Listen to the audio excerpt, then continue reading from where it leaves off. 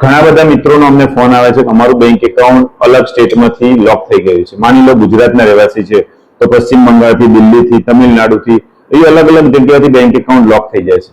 આવી કન્ડિશનમાં શું કરવાનું છે? સૌ પ્રથમ તો તમે તમારી બેંકમાં જાઓ, બેંકમાં લેખિતમાં આપો કે મારું આ નામ, આ બેંક એકાઉન્ટ નંબર છે, મારું બેંક એકાઉન્ટ ફ્રીઝ છે. તો બેંક તમને લેખિતમાં માહિતી આપશે. બેંક અગર માહિતી આપવાની ના પાડે તો તમે આરબીઆઈ ઓમ્બુડસમેનમાં એની કમ્પ્લેન કરી શકો છો. બેંક તમને માહિતી આપે પછી તમને મેલ આઈડી અને ફોન નંબર આપશે. ત્યાં તમારે મેલ કરવાનો છે કે મારો આ ધંધો છે, મારો આ કારણથી બેંક એકાઉન્ટ ફ્રીઝ છે, તો તમારું બેંક એકાઉન્ટ અનફ્રીઝ થઈ શકે છે.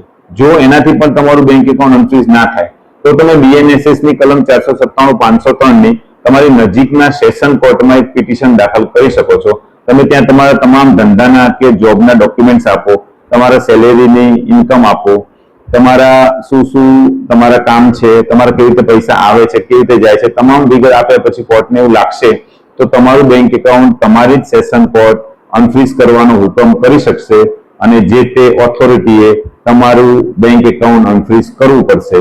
તો આટલી વાત ખાસથી ધ્યાન રાખો. હું PSI HG Devmuni, cyber cell, Bhuj. જય હિન્દ, જય ગુજરાત.